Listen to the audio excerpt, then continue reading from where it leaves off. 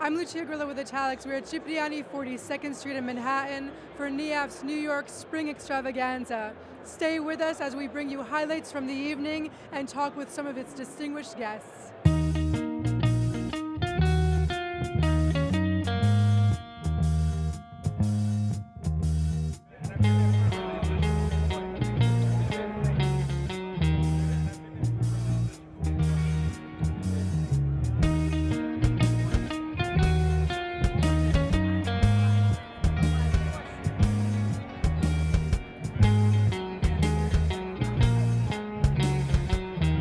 It was planning of the New York committee and our staff in Washington, and they've done a spectacular job. Another sellout.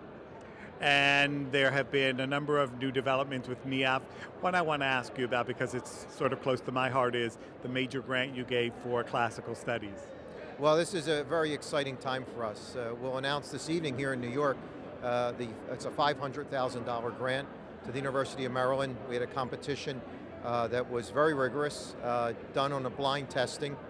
We want to really make sure that the process is true to the academic standards you would have expected. But we were very excited about their plan because it ties in the importance of the Roman traditions, not only of language, but in law and in philosophy, and the impact that had on our founding fathers, and then ultimately the actual physical construction of our nation's capital.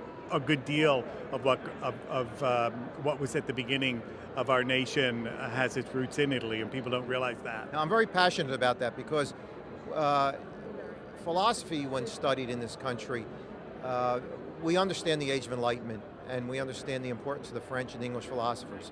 But if you really are true to the academic study of what drove our founding fathers, the Italian philosophers had a great influence on them. Metze on Jefferson, Filangieri on Franklin and others, and I think, and as a practicing attorney too, Beccaria, and the importance of modern criminal law. These are all ideas that emanated from the great Italian philosophers. I want to ask you about the 4 hours dedicated to Italian Americans, the documentary that has been completed and is going to air at the beginning of 2015. You were instrumental in getting that off the ground, I was made to understand. Well, I'm very, very proud of it because on public media we tell a story uninterrupted by commercials, and we're able to really do justice to people's stories. And in this case, I don't think a documentary like this has ever been done in quite the same way before. So it's a look at the past, connecting us to the present and the future. And any Italian American, I would think any American watching it, is going to feel so inspired. But for me, it's a tribute to all of our grandparents, great-grandparents, parents, because no matter how much changed, the values just keep getting passed from generation to generation. This is the Spring Gala, but there's a whole new thing going on with the annual gala in October. Why don't you fill us in? Well, we're moving from the Hilton after 40 or 39 years this year, so it's our final year in the Hilton. We've got a whole new program built around the weekend. We've got new groups, established groups that are coming to be a part of our weekend in a really constructive way. Italian American Studies Association, as you know, is coming down to participate with us. We've heard from some others. So we're trying to make our weekend into a real community weekend, and I think we're really on track for that. Good. Your catchphrase since you joined NIAF in your office has been NIAF ieri, oggi e domani. That's right. Tell us a little bit about domani, tomorrow. Well, we're hopeful that Domani is about a community that identifies first and foremost with being Italian American and not about what group you belong to or how that manifests itself, but really about your identity. And I think if our foundation can be the central point for people who have that self-identification to come and find other groups that are really doing a great job of allowing them to express that, then we've done our job in the future. So I'm very bullish on the Italian American community.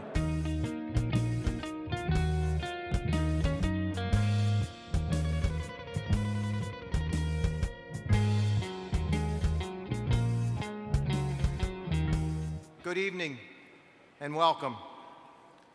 On behalf of the National Italian American Foundation, it gives me great pleasure to welcome you to our annual New York Gala. I know I speak for everyone at our foundation when I say we are thrilled to have all of you here this evening. And I want to take a moment to recognize some familiar faces in the audience this evening. First, we welcome the Italian Consul General in New York, our friend Natalia Quintavalle.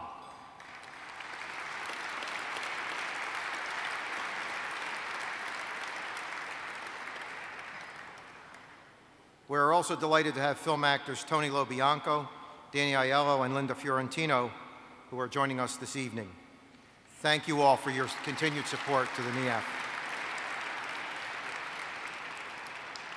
And now, most importantly, I would like to thank tonight's New York Gala dinner chair, Gerard LaRocca of Barclays, and his Gala committee for making tonight such a wonderful success.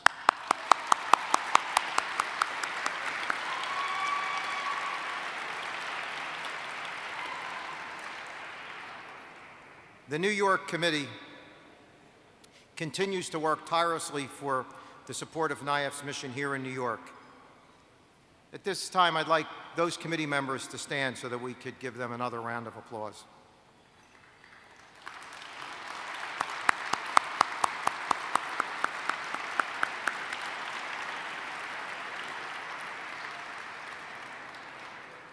I would also like to extend a warm welcome to our honored guests from Lombardia. This year, the region of honor for the NIAF will be the region of Lombardia, and we are so honored to have members of the business and representatives of the government of Lombardia here this evening.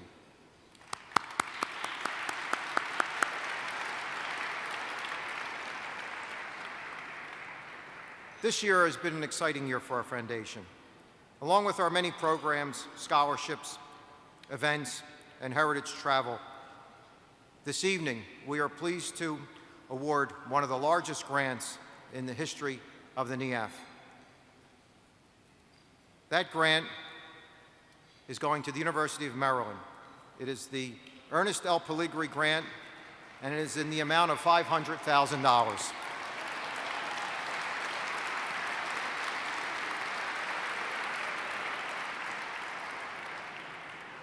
The project is titled Between Washington and Ancient Rome. The Pellegrini Program on Roman Antiquity and its Legacy in America.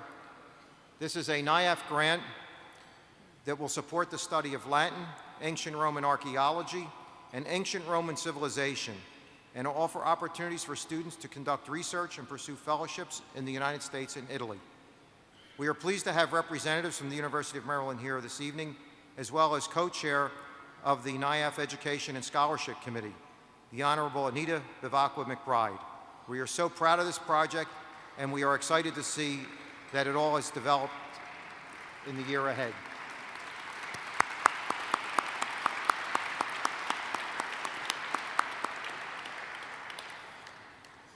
This program is one that really exemplifies, I think, the work of the foundation and our look to the future. It's the perfect marriage of our cultural heritage back to the antiquities of Rome and how it's relevant today and how it will really impact on the future of these young scholars who will participate in the program. And my compliments too to the University of Maryland for the fine job they did in their proposal and their winning the award of the grant. It is my great pleasure to introduce the evening's first honoree.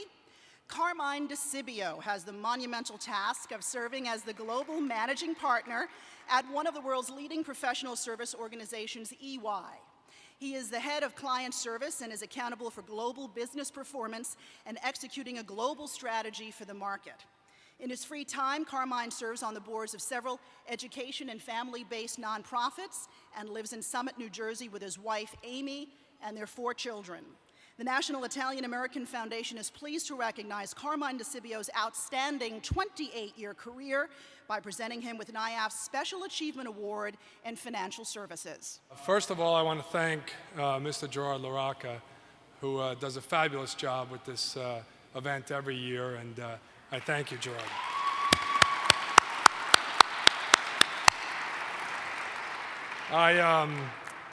In the video, it's true, I was born in Frigento, Italy, which is a town about an hour drive from Napoli. My father and I, who's here, came here in 1966. And no, we did not come here on a boat. We came here on Pan American Airlines. My mother and my brother were already here, and we really settled in Glen Cove on the North Shore of Long Island. And it was a fantastic town to grow up in, very much an Italian town to grow up in. And of course, we spoke Italian in our house. We ate all Italian food, prosciutto and mozzarella sandwiches, where all my friends had bologna and cheese sandwiches. We had pasta fagioli, and for those of you who are old timers, my grandmother would say pasta fagioli, and my mother would always correct us and say, no, it's pasta fagioli. And we'd eat polenta, and all these foods now, as you know, and I think we had polenta tonight, are in every restaurant all the time. So that makes me feel good. It tells me how far we've all gone as Italians in food. I have to thank my parents. Grazie tanto, mamma e papà.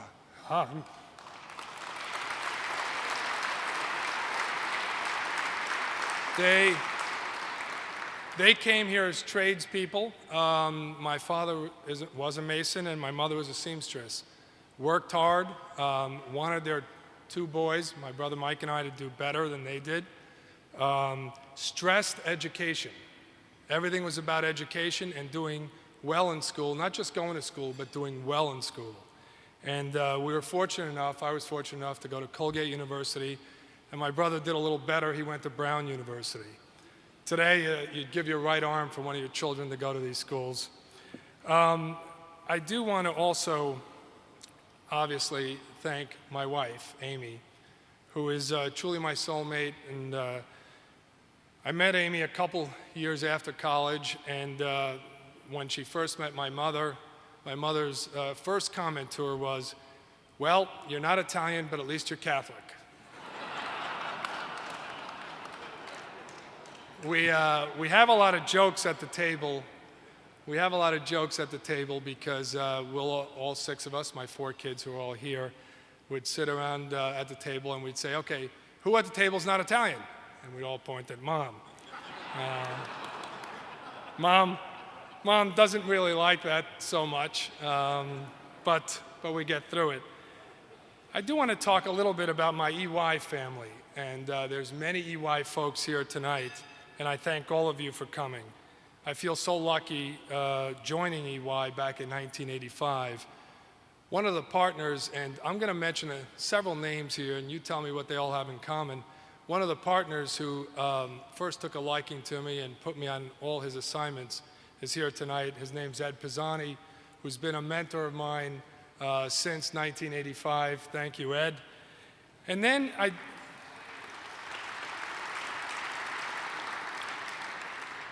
really our entire global leadership team is here.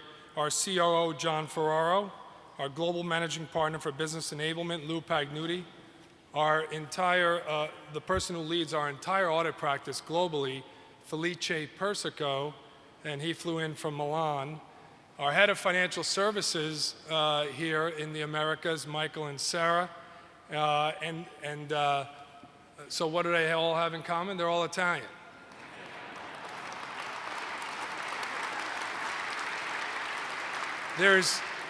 I did forget one individual, and that's our chairman and CEO, Mark Weinberger. He's not Italian, he's a little like Amy. But he is here. Thank you, Mark.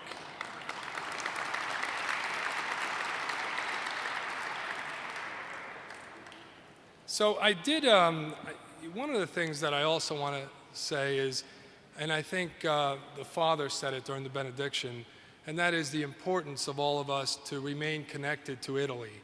It's something that's incredibly important and something that at times we forget about.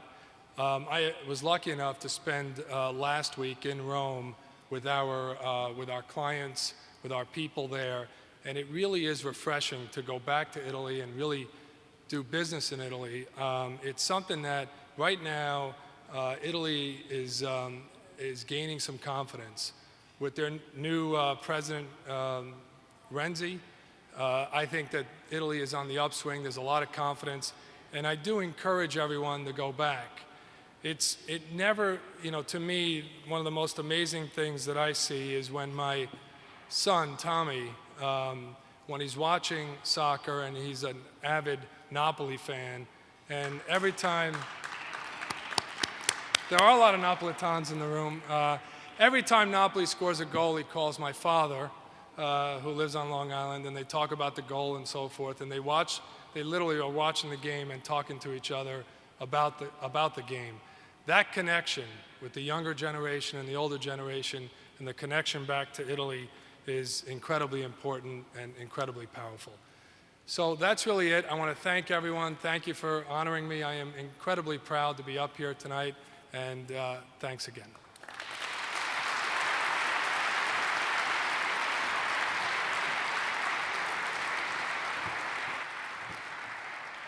Congratulations, Carmine.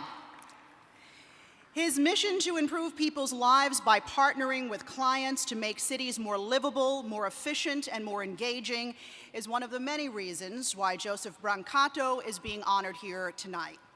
Joseph serves as managing principal at Gensler, a global architecture, design, and planning firm. He co-leads 7 of Gensler's offices in the Northeast and Latin America, and has led projects for global accounts such as Euro Disney Corporate Center in France, Hearst Tower Interiors here in New York, and a master plan incorporating light rail in San Jose, Costa Rica. His projects have received numerous awards and industry recognition. When not involved in the next innovative project, Joseph and his wife Carla enjoy spending time with their 5 children and 3 wonderful grandchildren. And tonight, the National Italian American Foundation is pleased to award Joseph Brancato with NIAF's Special Achievement Award in Real Estate and Design. First, I offer my gratitude to my wife, my parents, and family, as they've given so much love and support to me. As you heard, I'm one of 5 children. My lovely wife Carla and I have 5 children as well, 3 adorable grandchildren. Marcello is our newest grandchild as of last week.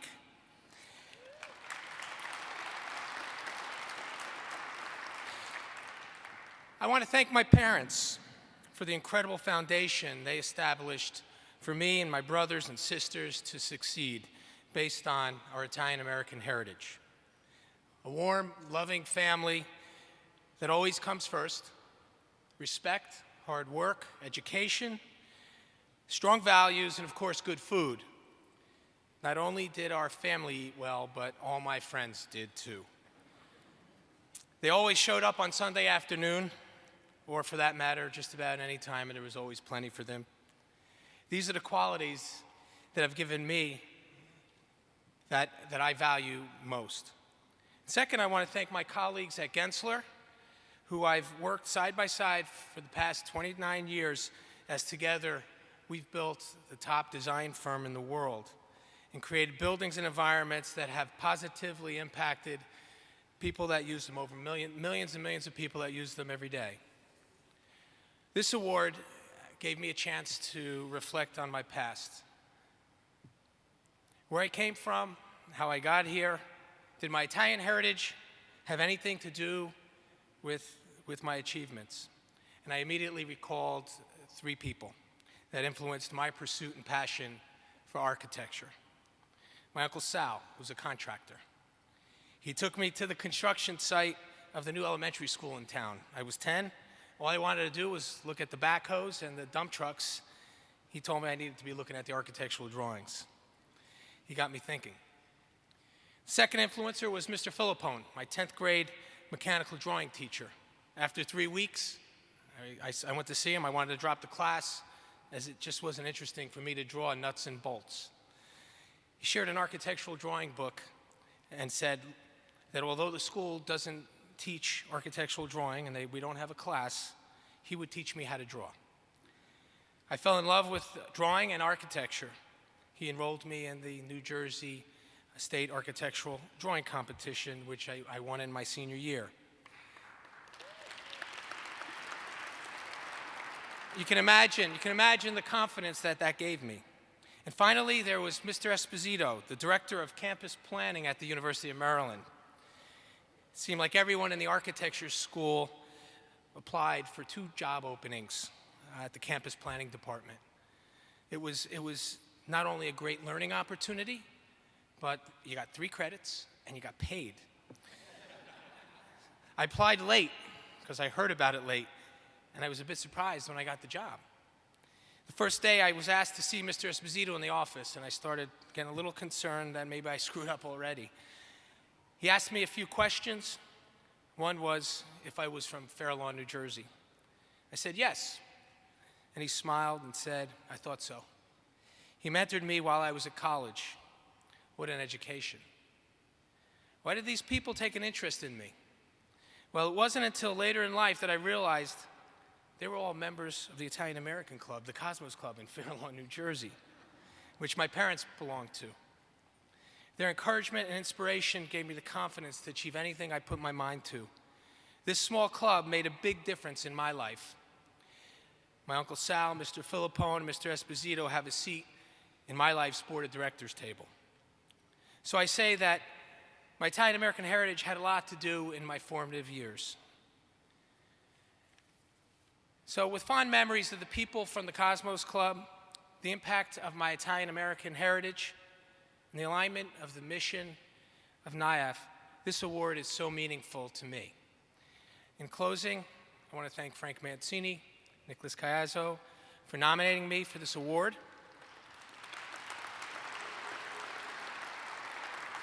The committee that worked so hard organizing the event, and I want to thank all of you for your kind support as the future indeed for NIAF is bright. This is such a great honor, but the thing that counts most to me is the friendships and the hard work and memories we've made designing buildings and environments.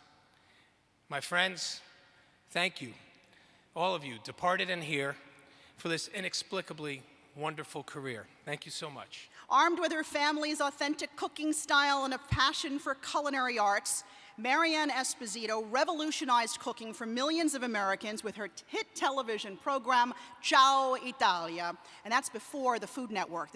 She was laying the groundwork. Ciao Italia enjoys the prestigious status of being America's longest-running television cooking program with 25 years of excellence under Marianne's leadership. The President of the Italian Republic recently conferred the Order of the Star Knighthood on Marianne, making her a Cavaliere, and she also received the coveted Premio Artusi Award for her work in preserving the regional foods of Italy. Marianne is certainly no stranger to NIAF and its mission. She has served as the foundation's spokesperson. She's a regular contributor to NIAF's Ambassador magazine. And Marianne's own passion for preserving her heritage and its culinary secrets has evolved into the Marianne Esposito Foundation, which provides scholarships to the next generation of authentic Italian chefs in the U.S. So the National Italian American Foundation is pleased to award Marianne Esposito with NIAF's Special Achievement Award in Culinary Arts. I really didn't like cooking when I was growing up. But I attribute what I'm doing today to 3 very wise women who I dedicated my last book, Ciao Italia Family Classics, to. My 2 Southern Italian grandmothers, one from Caltanissetta in the middle of Sicily, and the other from Avellino in Campania. Both those women were in the food business. And my mother, Louise Florence Galasso, who cooked her way to the hearts of many, many people. She was a very generous woman. I was one of 7 children. I was the oldest, and of course, when you're the oldest, there's a lot of responsibility on you. And so with these 3 women in the household, cooking was a huge chore. And I have to tell you that I've made my share of breads and pasta and singed chicken feathers before I was 20 years old. So I knew what the drudgery of that was. And it wasn't until I really made my very first trip to Italy that I understood what Italian culture meant to me and what a rich culture it was. And the light bulb kind of went on in my head, and I changed careers from being a secondary high school history teacher to being a television chef They call them celebrity chefs today. And yes, as Alexis said, I was the first to start an Italian cooking show on TV way before the Food Network. And I have to say, it has been a great privilege for me to be able to bring the world of Italian food, Italian regional food, to a national audience. Because as we all know, as Italian Americans, food is the connector. It's what unites us. And without food, there is no history. There is no religious history. There is no social history. There is no cultural history. Food is the common denominator of our lives. And when I started in television 25 years ago, very few people knew what Italian food was. In fact, I recall the very first episode that I was in, and I said this: there is no such thing as Italian food. And I stand by that statement today. There is no such thing as Italian food. There is only regional food. And that became the mission of Ciao Italia, to teach the world, really, about what the diversity of Italian cooking was all about. And it wasn't just a show that taught you how to make homemade pasta. It told you the story of why pasta was important to the lives of Italians. Every recipe had a story behind it, a little bit of history of where it came from and what significance it had. What did its name really mean? All of those things were woven into the fabric of what became a national cooking show, Ciao Italia. Over the years, I have been very surprised by the effect of a show like this, because it really isn't a cooking show by itself, not at all. I've done many, many book signings, and I hear lots of different comments when I go to these signings. But a couple of them were very, very poignant and pointed out to me that what I was doing was really bringing the positive image of Italians to the rest of the world. I remember a woman coming through a book line, and she was very teary-eyed. And I knew something was bothering her, and she just grabbed my hand and she said, "You know, my mother recently passed away, but she loved to watch your show. And she had one request when she was dying." And that's what really got me. The answer, I said, "Well, what was it?" And she said she wanted to be buried in her Ciao Italia apron. And that just kind of sent chills up my spine. And it was at that point, really, that I realized that what I was doing was more than just wielding a spatula or showing you how to make a particular bread or dish. I was bringing something that was much more meaningful to people. Because when these people watched this program, it was a memory for them of growing up in Italy, or their mother had made this, or it brought back some sort of an emotion in them that only food can do. So tonight, I would like to thank, first of all, NIAF for this recognition, but more importantly, I would like to thank all of you for being so proud of your Italian heritage, and also to thank NIAF for the continued work that they do to promote the positive image of Italians throughout the world. Thank you very much. Thank you, Marianne. I can certainly relate to what Marianne was saying. My grandmother owned an Italian restaurant in New York City for 21 years, Josephine's. She was the cook. My grandfather was the bartender. My three uncles waited tables. And my youngest memories are of that restaurant. And her food was a huge part of our lives. So I have the utmost respect for chefs. And thank you again. Congratulations, Marianne Esposito. General Frank Libutti dedicated 35 years of his life to a career in the military.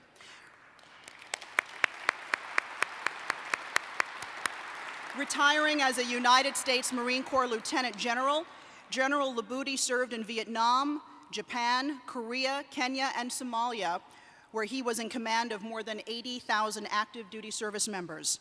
After his retirement from the Marines, General Libutti served as the head of the New York City Police Department's Counterterrorism Bureau, Deputy Police Commissioner, oversaw the Department of Homeland Security's intelligence operations, and became chairman and CEO of Digital Fusion, a publicly traded engineering and technology firm.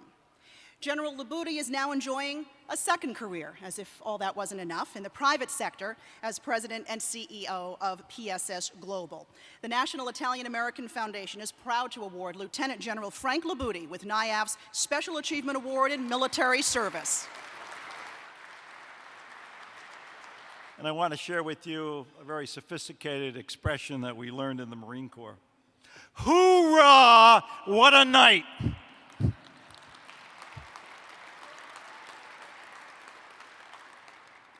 Thank you for that wonderful introduction.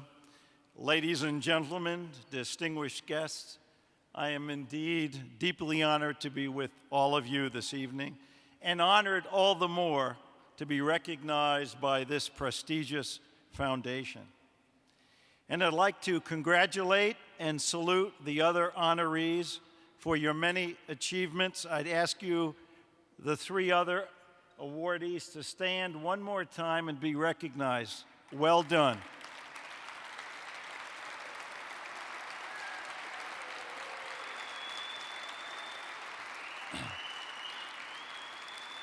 My special thanks to two wonderful folks from the foundation whose support has been terrific. Katie Richter, where are you? Hoorah! And Chris Tapino, who put the video together. Thank you both. I would also like to recognize members of my professional family and a few other friends. And I'd ask them, since we must move along quickly, to stand and be recognized, and ask you all to put your hands together for them.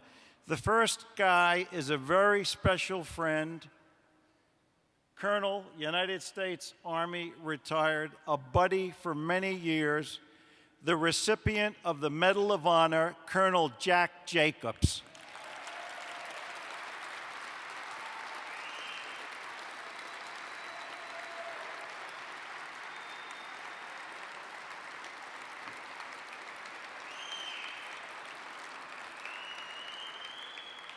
My dear friend John Sartor and his dad Tony. Tony is my godfather. Stand up and be recognized. Congressman Ferguson, stand up, sir, take a bow. Bob Zito, another Kumba. God bless, Bob. And two guys I work with in my company, Frank Miskell and Tom Zakora. Guys, stand up. Thank you. All great teammates and special friends. Now, I'm the oldest of 7 kids raised in a middle-class Catholic family on Long Island, and I'm damn proud of my service to my beloved country, and am equally proud of my Italian heritage. Clearly, Italian Americans have imprinted their values and talents on the very fabric of our country. And put your hands together for all of those who have gone before us. Let me talk a little bit about my family. The Libuttis and the Cristofaros, my mother's family, both came from the small town Rionero in the province of Potenza.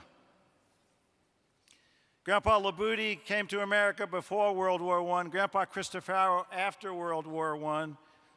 Grandpa Cristofaro served in the Italian Army. Grandpa Libutti was a shoemaker, a quiet, stern guy, a tough guy, a hard-working guy. Grandpa Cristofaro had a gregarious personality, a career sculptor who designed the NRA Eagle for the Roosevelt administration and worked on many war monuments during and after World War II. My dad served in World War II as a warrant officer and was a visual artist who painted in oils. He was educated at Pratt here in New York. After playing football at Huntington High School on Long Island, he was the captain of the team. My grandparents and my parents taught me many things about life and leadership. Many of the traits they shared with me were based on their experiences and their Italian-American culture. I must say that I honor and respect all cultures and all ethnic communities.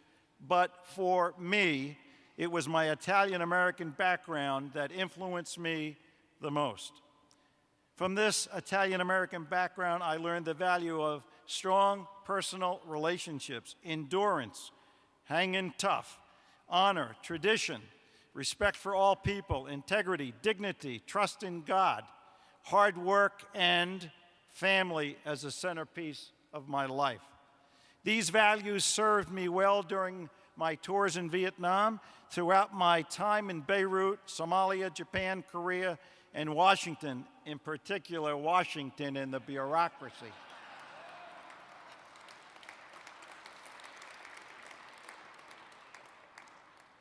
Clearly, dealing with life and death issues were the most challenging in my life. And during those times, I reflected on what I learned from my family and from my Italian-American background. It truly made a difference in decision-making and in the execution of my duties, as it is now making a difference for me in leading my new company, PSS Global, a service-disabled, veteran-owned small business. Again, thank you all from the bottom of my heart.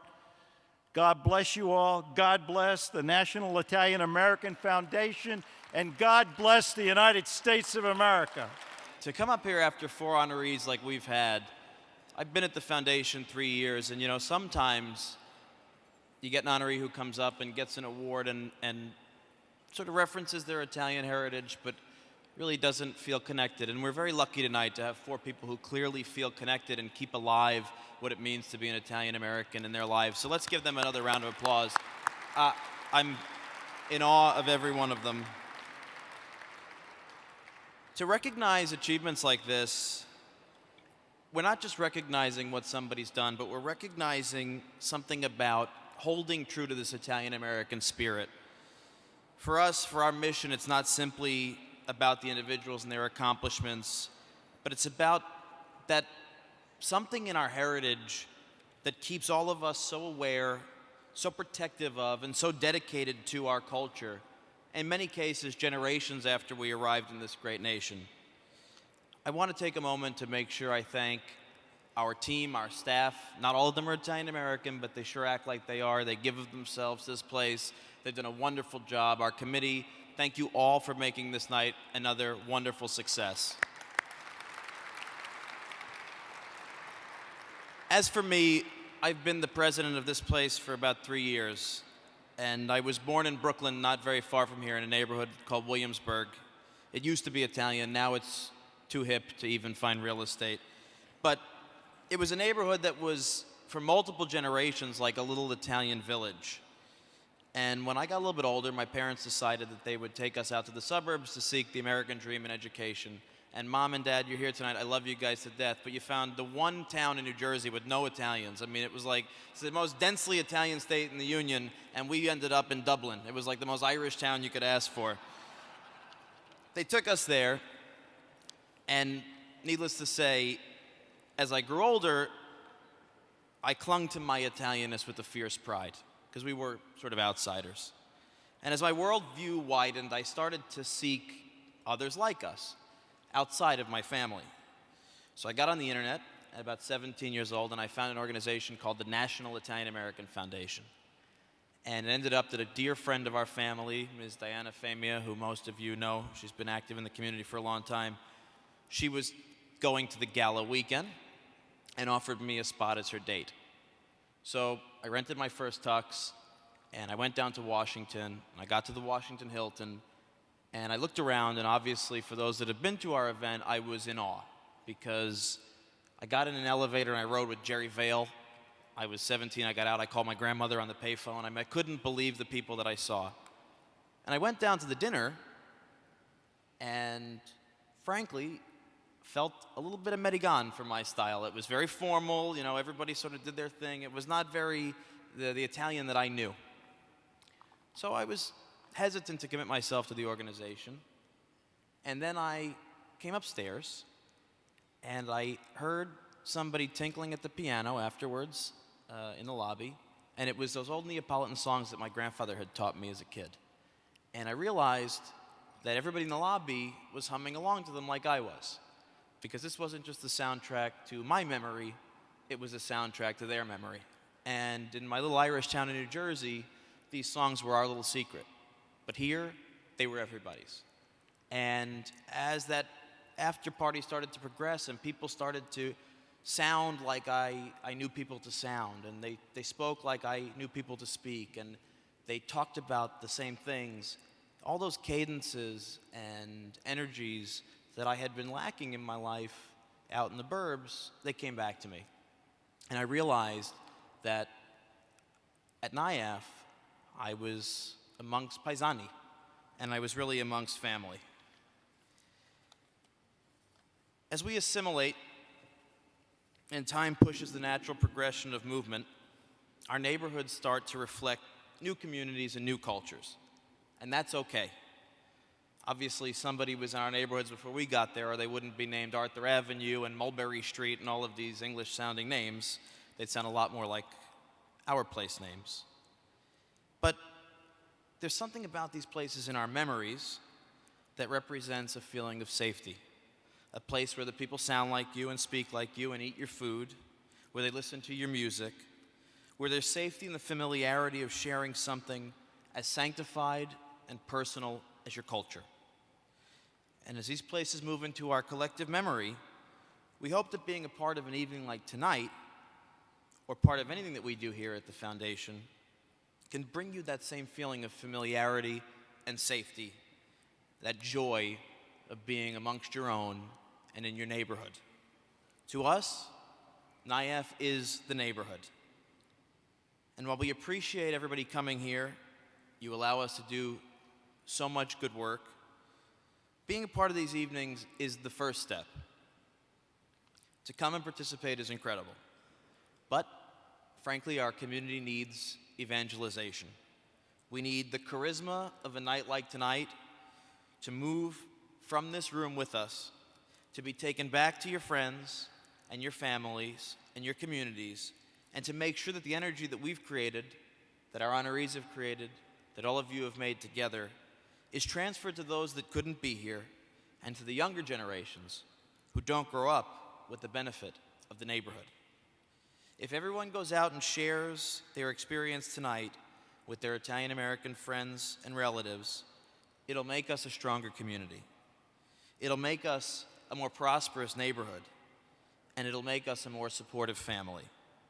And it's the only way we will keep our culture alive. I thank you on behalf of our board of directors, of our staff, and our friends and family for being a part of the NIAF family once again here in the greatest city in the world. It is truly inspiring to see how far we've come and how proud we are of our accomplishments, whether it is architecture, cooking, the military, finance. We have made our mark, we continue to make our mark, and I hope we continue to build bridges between the United States and Italy, and with organizations like NIAF, we are sure to do that. If you're an Italian American, you are probably pretty familiar with the entertainer's name I'm about to mention.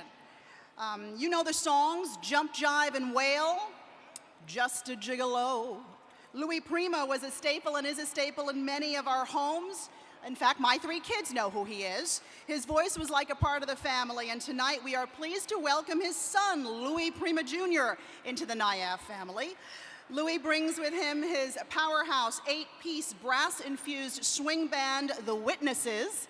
Together they stretch the boundaries between swing and rock. Ladies and gentlemen, I know you will not be disappointed. Please welcome to the stage Louis Prima Jr. and The Witnesses.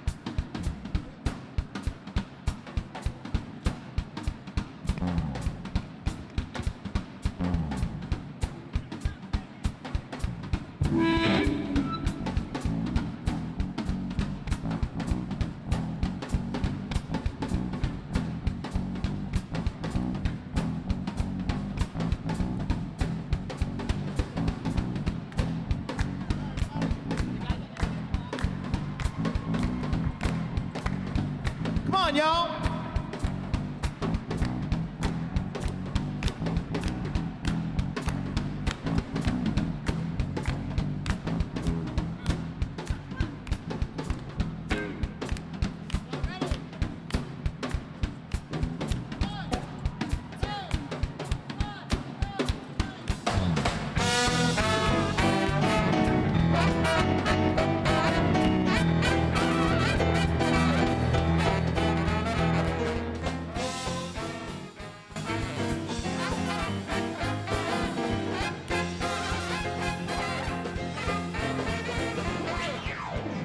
How you doing, New York? I'd like y'all to help me welcome to the stage somebody right now. It's the man who plays Pretty for the People, Louis Prima Jr.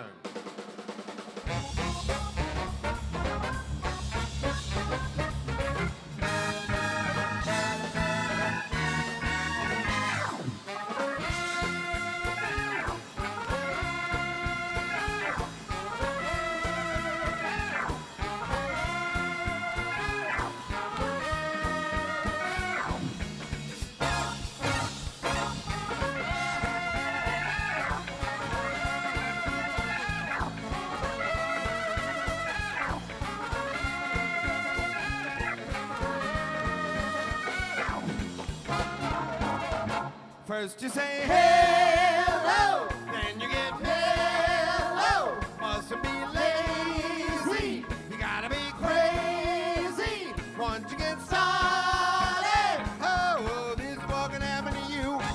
You're shaking and you're breaking and you're hoping. You knocking and you're rocking and you're hoping. You boogie and you woogie and you're hoping. And you knocking and you're rocking and you're hoping. And the world turns upside down when you holler, oh, babe. And you wiggle and you giggle and you hope you shuffle and you scuffle and you hope you boogie and you woogie and you hope and you mobbing and you rocking and you hope and the world turns upside down when you holler, oh babe, Marco, oh babe, Marco, oh baby, I better be baby, I'll skip it bebo, I'm on the viva, I'm Babaloy, I'm Marco Palos.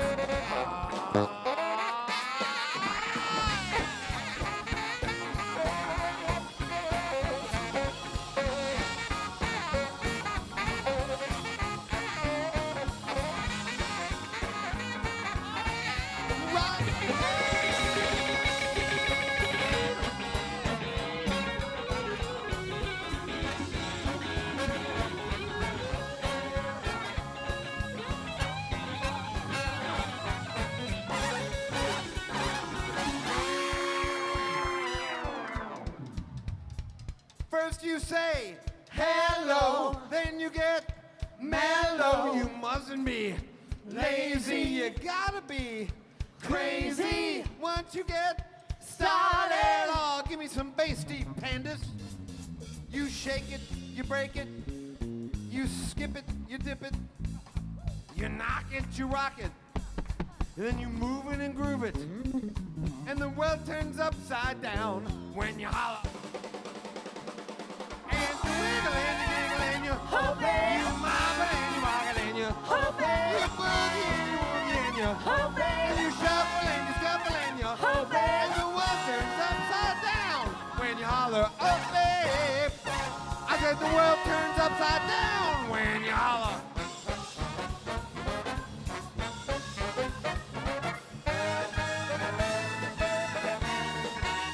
Oh babe.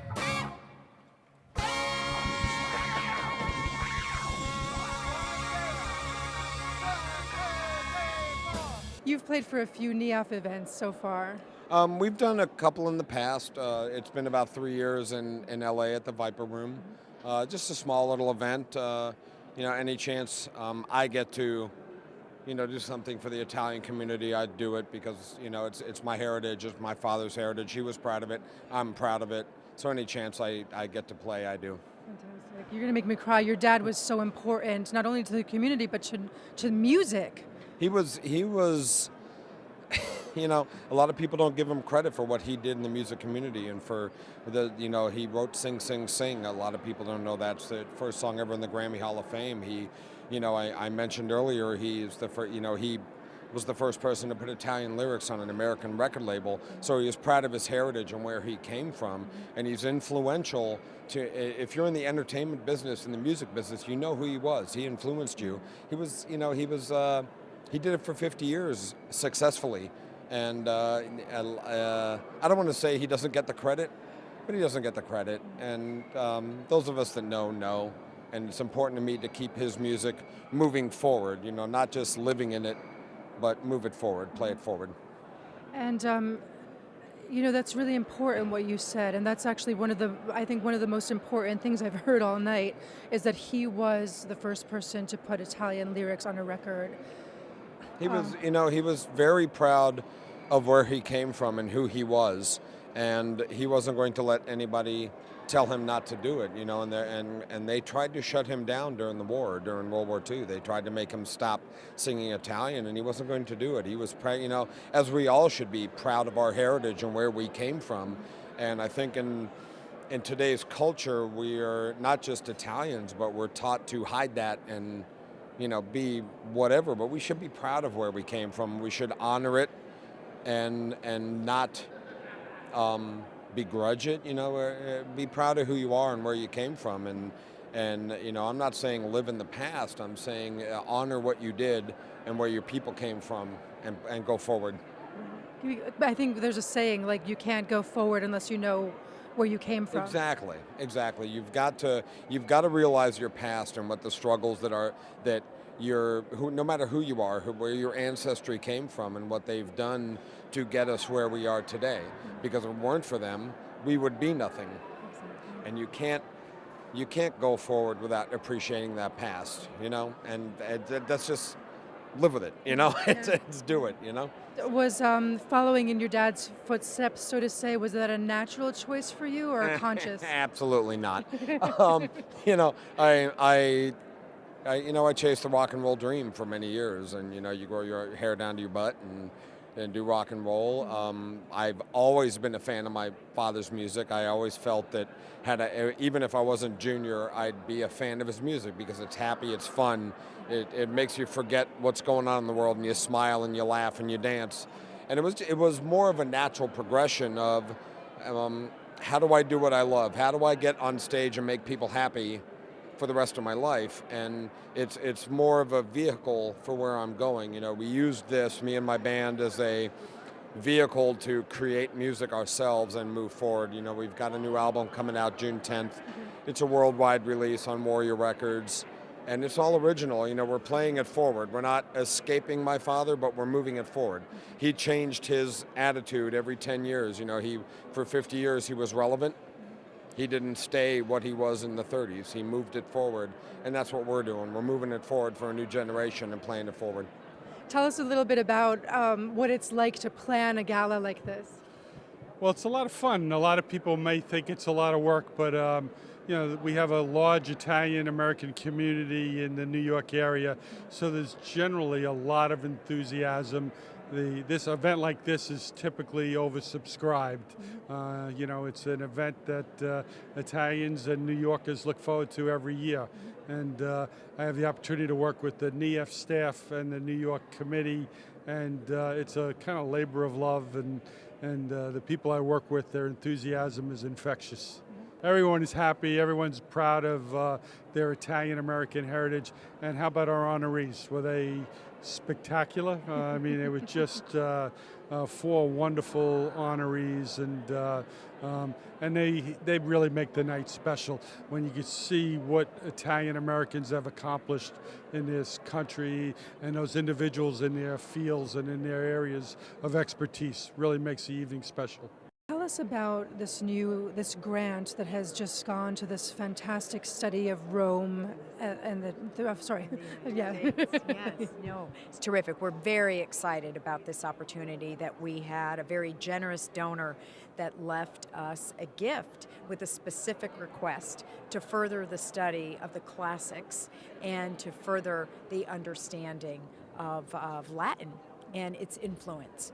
So we submitted a request for proposal nationwide and in Italy, and we had about 25 respondents of universities in the United States and Italy that submitted an application for this NIAF Ernest Pellegrini grant, which is the name of our donor. And we made the ultimate selection with the University of Maryland because their proposal included something that directly supported our mission in addition to studying the classics. And that was the study of Roman antiquity and its effect and its imprint on the United States and in our founding and the founding of the United States of America. So we felt that was a perfect connection for NIAF's mission, which seeks to support the understanding of Italy in the United States and the understanding of the United States in Italy. So it was a perfect match, and we're thrilled. It's the largest single grant we've given to a university. Fantastic. I mean, that's a great endeavor. And will you seek out other types of the ability to give out types of grants like this again? Yeah, that's a very good question. I think we found through this process too that we have such a capacity and an ability to do a very fair and thorough, very process-driven method to fund projects of this size. And we know that there is not a lot of money that's out there for projects that study the classics and study Latin. So yes, it's dependent upon having a generous donor like we did with Mr. Pellegrini. So we're hoping that the publicity from this one, the results from the study of this one, will encourage other donors to use us, the National Italian American Foundation, as a conduit for evaluating worthy programs. And does this study, or the grant is funded by, does it have a time frame? Yes, there is a time frame. It's a very good question. It's a time frame over a 5-year period. This grant will allow for the study of multiple scholars and multiple researchers over a 5-year period on the study of classics and Latin. And one of the great components of the University of Maryland's project is they work with their undergraduate and graduate students to be teaching assistants of Latin in area high schools. So we really felt this was started looking at a new generation of young people and encouraging them when they got to college to study this field. So that was another reason why we felt the long-term impact would be tremendous. And we really do hope after 5 years to measure some good results. Will the University of Maryland be working with their own professors and staff and researchers, or will they be hiring from outside? They will be working with their own staff and researchers, but they have a collaborative agreement with the University of Naples in Italy, which was another reason why we liked this program, because the footprint is in both places. It's in both countries.